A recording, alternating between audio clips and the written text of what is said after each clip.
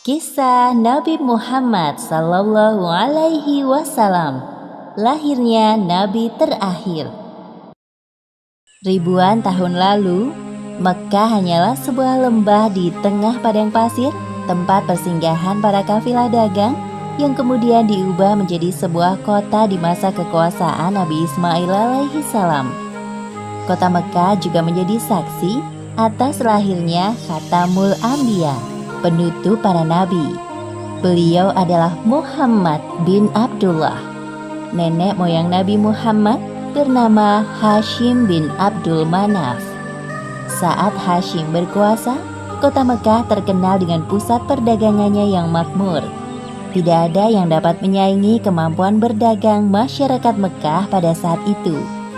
Namun sayangnya, kehebatan masyarakat Mekkah dalam berdagang tidak sebanding dengan kebiasaan jahiliyah yang sering mereka lakukan.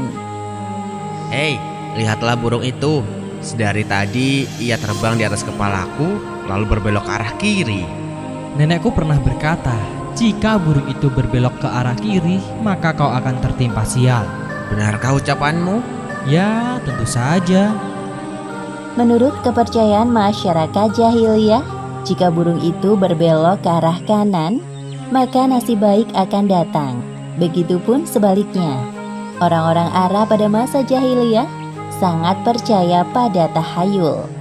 Kebiasaan jahil lainnya adalah tentang penyembahan berhala. Awal mula penyembahan berhala di kota Mekkah ketika seorang bernama Amr bin Luhai membawa sebuah berhala besar bernama Hubal dari Syam. Lalu diletakkan berhala Hubal itu di sekitar Ka'bah dan ia menyuruh orang-orang menyembahnya. Ayo cepat, bawa kemari minumannya. Kerongkonganku rasanya kering sekali. Sabarlah sebentar kawan. Bagaimana kalau kita berjudi sambil minum-minum? Tawaranmu sungguh menggiurkan. Tentu aku tidak bisa melewatkannya kali ini. Hei, kamu yang duduk di sana, panggil para penari untuk menghibur kami. Tidak hanya berjudi dan minum arak, pencurian, perampokan juga hal yang sering terjadi. Sasarannya orang asing yang mereka temui di jalan. Hei kau, cepat turun dan serahkan semua harta yang kalian bawa. Mulai saat ini, kau dan istrimu adalah budak di rumahku. Kalian berdua jangan sekali-kali berani melawanku, atau nyawa kalian melayang. Tak terasa tahun demi tahun berlalu dengan cepat. Kepemimpinan Hashim digantikan oleh pemimpin yang lebih muda dan berkompeten di saat usianya telah lanjut. Sebelum beliau meninggal, Hashim mewariskan banyak sekali harta kepada Abdul Muthalib. Wahai keponakanku, semua ini adalah harta milik ayahmu. Kau pantas mendapatkannya. Terima kasih, wahai paman. Aku akan menggunakan semua harta peninggalan ayahku untuk kebaikan.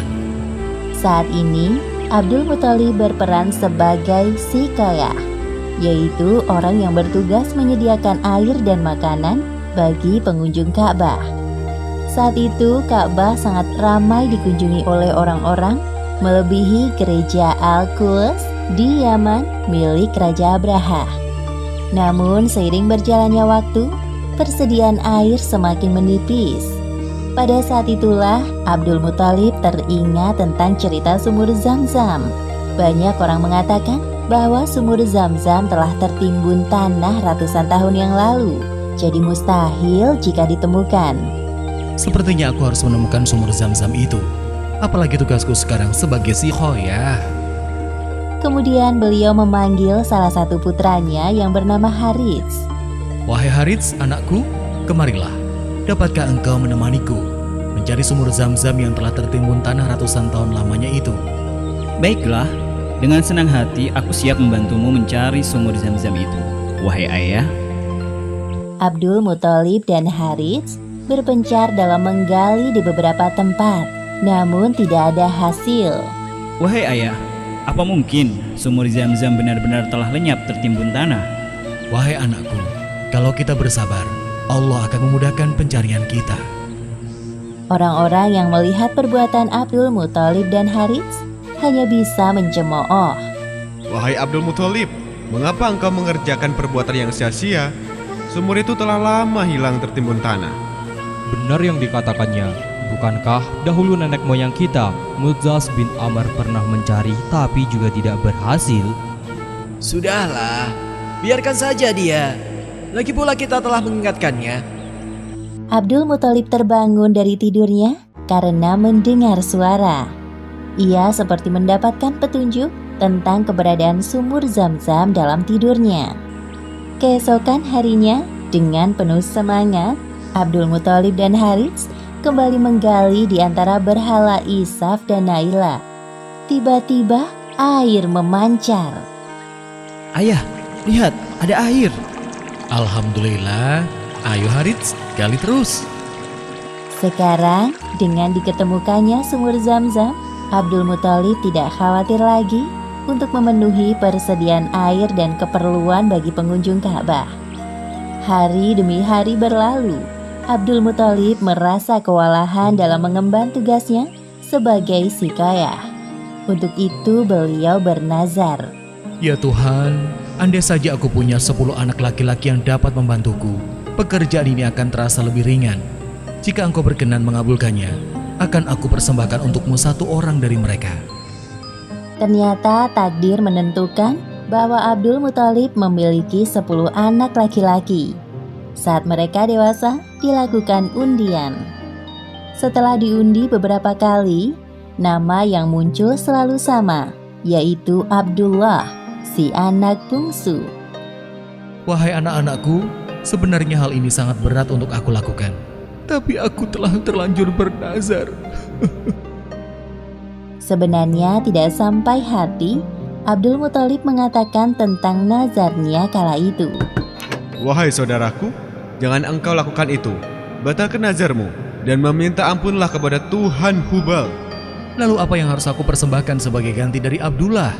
Kalau engkau dapat menebusnya dengan harta, maka berikanlah itu kepada berhala agar mereka tetap berkenan kepadamu. Menurut kami, itu keputusan yang terbaik.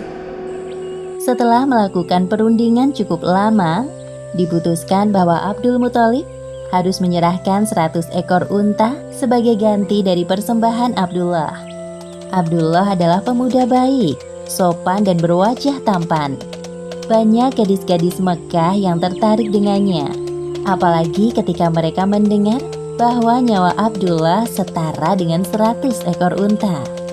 Mendengar kenyataan bahwa Abdul Muthalib berencana menjodohkan Abdullah dengan anak dari Wahab bin Abdul Manaf, para gadis Mekah itu tentu kecewa. Allah Subhanahu wa Ta'ala telah menentukan jodoh Abdullah dengan Aminah, gadis yang memiliki nasab yang paling baik di kalangan suku Quraisy. Akhirnya mereka berdua menikah.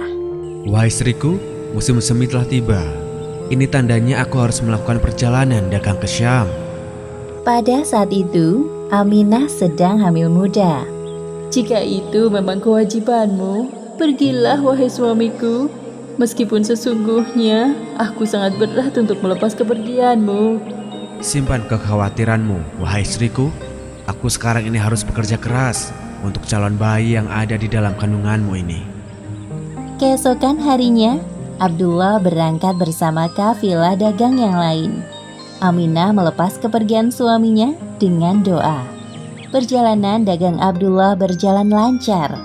Dalam perjalanan pulang, Abdullah singgah di Madinah untuk menemui sanak saudara dari ibunya. Ketika beristirahat, tiba-tiba Abdullah merasakan kesakitan dan merasa tidak sanggup melanjutkan perjalanan. Wahai kawanku, sepertinya aku tidak sanggup untuk melanjutkan perjalanan ke Mekah. Tolong sampaikan kabar tidak baik ini kepada ayahku. Baik, wahai Abdullah, aku akan menyampaikannya kepada Abdul Muthalib sesampainya di Mekah. Ketika berita itu sampai ke telinga Abdul Muthalib, beliau segera menyuruh anak sulungnya, Harits, untuk melihat kondisi Abdullah dan mengajaknya untuk pulang ke Mekah. Namun setibanya Harits di Madinah, Abdullah telah meninggal beberapa saat sebelum kau datang, wahai Harits. Inna lillahi wa inna ilaihi raji'un.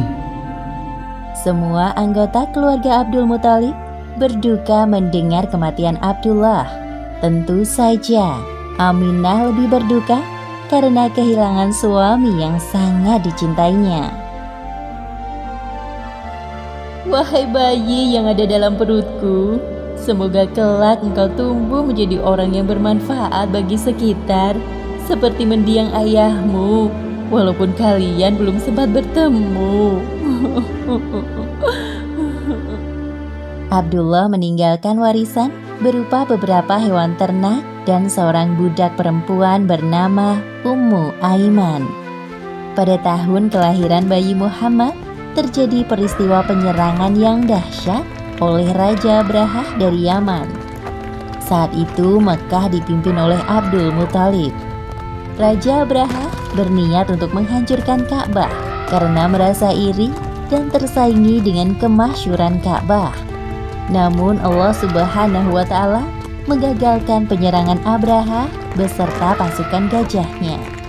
Tepatnya pada hari Senin, tanggal 12 Rabiul Awal tahun 571 Masehi, Aminah melahirkan bayinya. Seorang bayi laki-laki tampan dan bersinar terang. Semua keluarga besar bersuka cita dengan kelahiran Muhammad, seolah-olah Abdullah hadir kembali di tengah-tengah mereka. Kehadiranmu mengingatkanku pada ayahmu. Sungguh, memandang wajahmu mengingatkanku akan ayahmu, wahai cucuku. Dengan penuh sukacita, Abdul Muthalib menggendong cucunya untuk bertawaf di Ka'bah. Ya Allah, terima kasih atas hadiah terindah ini. Aku sangat bersyukur atas kelahiran bayi ini. Akan kuberi nama dia Muhammad. Setelah lewat 7 hari, Abdul Muthalib menyembelih unta sebagai ungkapan rasa syukur atas kelahiran bayi Muhammad. Wahai Abdul Muthalib, siapakah nama bayi ini? Aku memberinya nama Muhammad.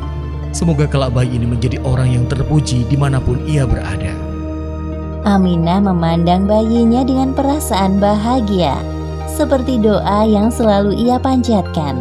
Allah Subhanahu wa Ta'ala telah menakdirkan Muhammad menjadi orang yang berpengaruh dalam mengubah sejarah dunia. Seperti yang disebutkan dalam Al-Quran, Surat Al-Anbiya ayat 107. Dan tiadalah kami mengutus kamu, Muhammad, melainkan untuk menjadi rahmat bagi semesta alam. Demikianlah akhir kisah lahirnya Nabi terakhir, Muhammad Sallallahu Alaihi Wasallam. Beberapa hikmah yang dapat kita ambil dari kisah ini, diantaranya, pertama, kesabaran dan niat baik dalam melakukan pekerjaan akan dimudahkan oleh Allah Subhanahu wa Ta'ala, seperti tekad kuat Abdul Muthalib dalam menemukan sumur Zam-Zam untuk memakmurkan Ka'bah. Kedua, jangan terlalu lama larut dalam kesedihan, karena semua yang bernyawa pasti mati dan digantikan dengan generasi baru, seperti kelahiran bayi Muhammad yang menjadi penyejuk hati bagi keluarganya setelah kematian Abdullah. Wallahu a'lam bishawab.